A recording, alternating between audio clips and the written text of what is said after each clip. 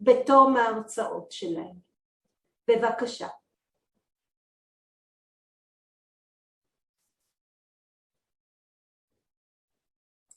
Hello everybody. Today I want to share with you some of the findings of an archaeological survey in the course of which we documented several Beta Israel religious sites. Now there are two different kinds of sites that are different but interrelated that we documented and that I want to talk with you about today.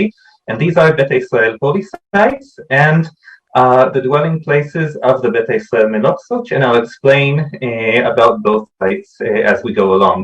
Let's start with Beta Israel holy sites.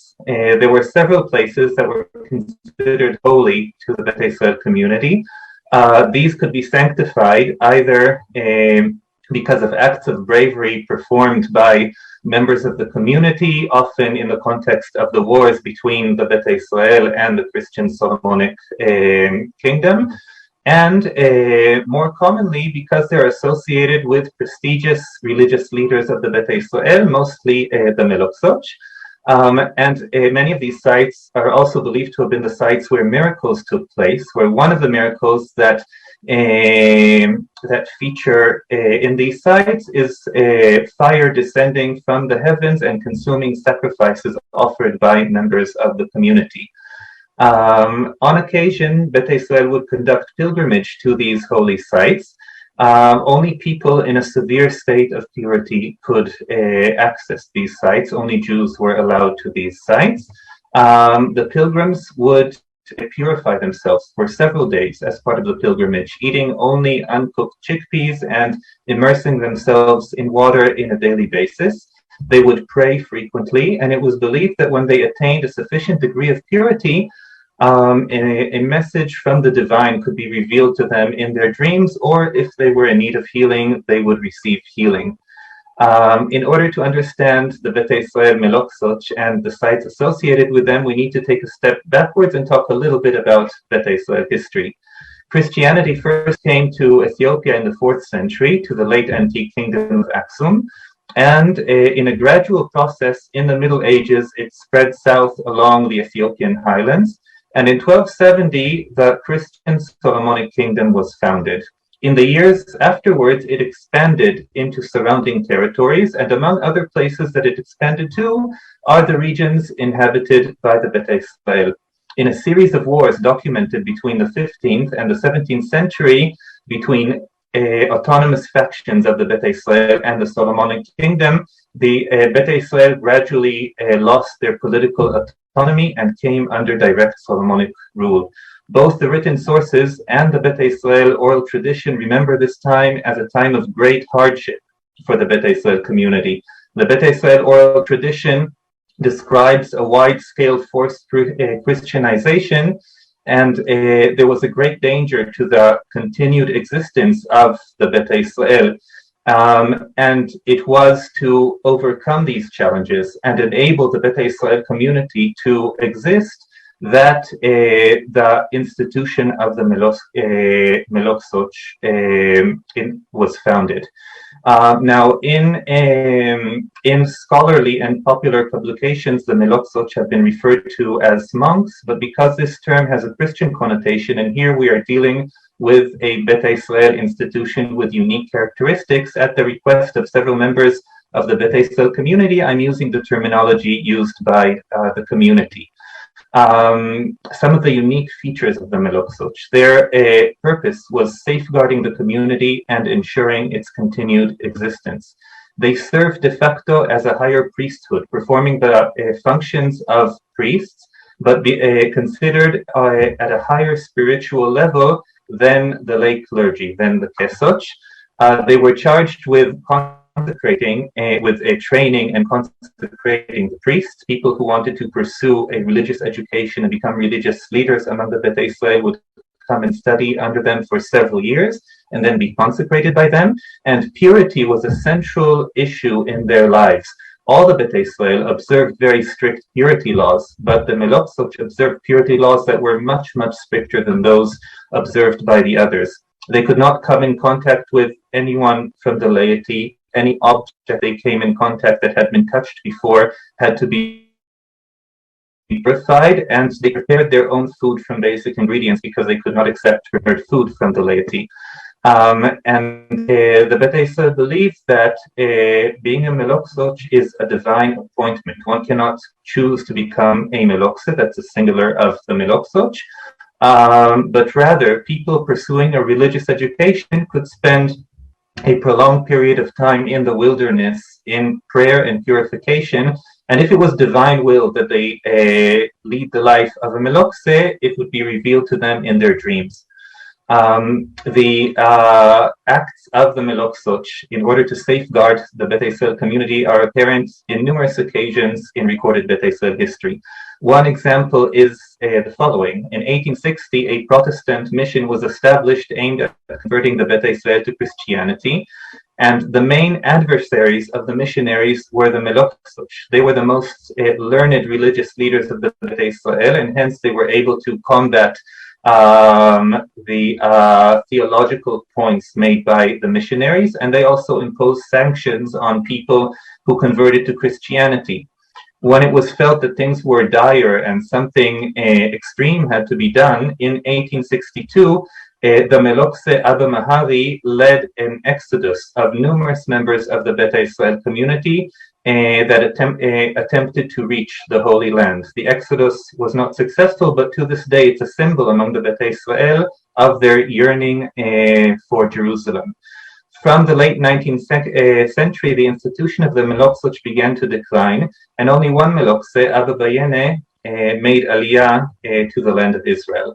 Now, how did the meloksoch live? They lived in huts comparable to those of the rest of the Beta Israel community, but because they had to observe strict purity laws and not come in contact with the laity, their huts were surrounded by an enclosure wall which delimited the pure space where only the meloksoch and their students, after going through a long period of purification, could enter.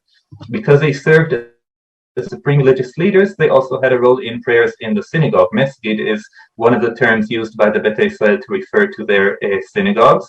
So they had a separate entrance into the synagogue, and the synagogue itself was divided by an interior wall into a section for the meloksoch and a section for the laity. And now we come to my research that I'm showing you a part of today.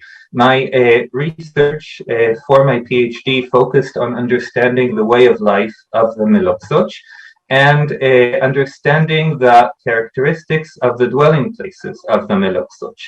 And a major component of that research was an archaeological survey where we attempted to locate these places and study their physical remains.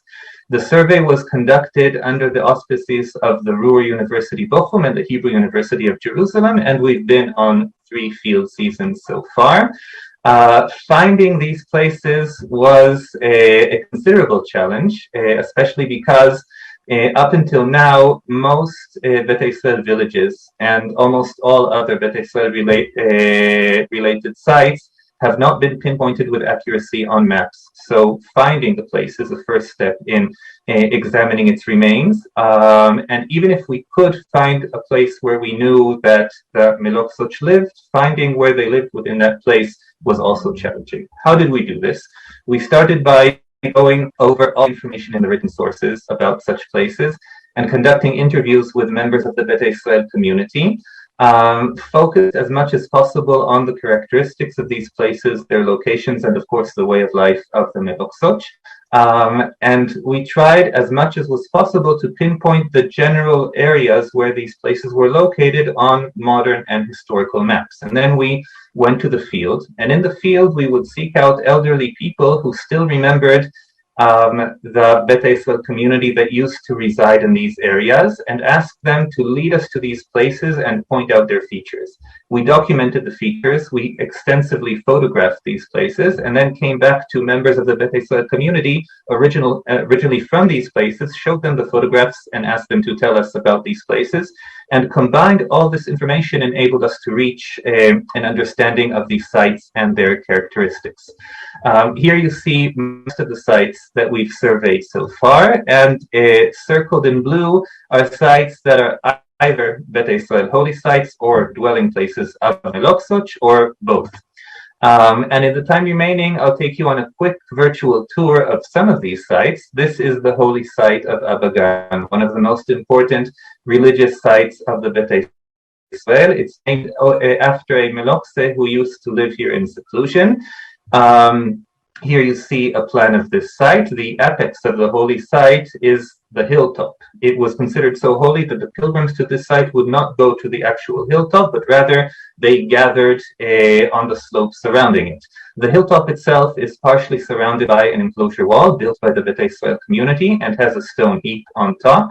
There is an enclosure surrounded by stone walls where we were told some of the pilgrims would gather when going on pilgrimage to this site. Here you see the location of this enclosure and one of the stone walls surrounding it, this specific one built alongside a natural stone step.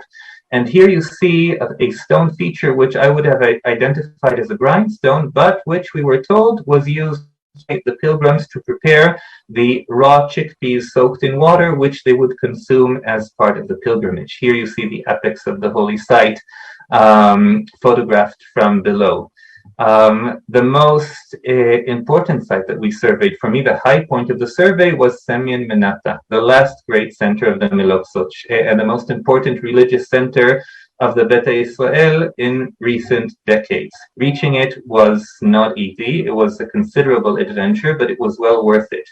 מעניינת, in addition to being the most important religious center of the Beta Israel in recent years, was also one of their largest villages. And this is attested by the two prayer houses there, two Beta Israel cemeteries that we were able to document. There are additional cemeteries that we were not. West Ategai, which unfortunately we weren't able to reach, but we were able to establish its location, is the place where, according to Beta Israel tradition, 75 members of the community jumped off a cliff and committed suicide rather than being captured by the Solomonic army and forced to convert to Christianity. In the place where each of the bodies landed, a water spring began to flow, and these springs were believed to have different medicinal properties. And here you can see a view from the village to the holy site of Abba Tintin, where a Melokse by that name traditionally lived in seclusion in a cave. And in the village itself, you see the remains of the Tzebra Mesgid, the Tzebra synagogue, where the last Melokse, מעניינת, Abba Robel, lived in a nearby compound. Here you see the impressive enclosure walls surrounding the synagogue, and here you see the other synagogue, the Sikwala synagogue, where the other Melokzot living in מעניינת used to live around this synagogue. You see here parts of the two main cemeteries of מעניינת, the Melta cemetery and the Kiyake cemetery. These monuments are modern. They were erected by members of the Beta Israel community originally from this village, who came back from Israel in order to safeguard the different Beta Israel sites there. And the last site that I want to show you today is the site of Guangras, the holy springs of Guangras. It's associated with Abba Tzabra, the first of the Beta Israel Melokzot. According to Beta Israel tradition, Abba Tzabra spent some time at the court of the Solomonic Emperor Zara Yaakov. And at some point, he was forced to flee. He had befriended one of the sons of Zara Yaakov, Tzaga Amlak, and together they fled the Solomonic court, and they traveled to various places, each one of these places becoming a holy site and place of pilgrimage for the Beta Israel. The first of these was Guangras. The site is located at the source of the Guang River, one of the tributaries of the Nile, and here you see the holy springs themselves located along this small tributary. Here is a spur where we were told by people living in the area that the Beta Israel pilgrims to this site used to gather. And there's a fascinating description of this site written down by Kesadana Tekuye, one of the most important Beta Israel religious leaders of recent years. He described first of all, he said that in the site there were two water holes, a small one used by religious leaders for purification and a larger one used by the laity for purification.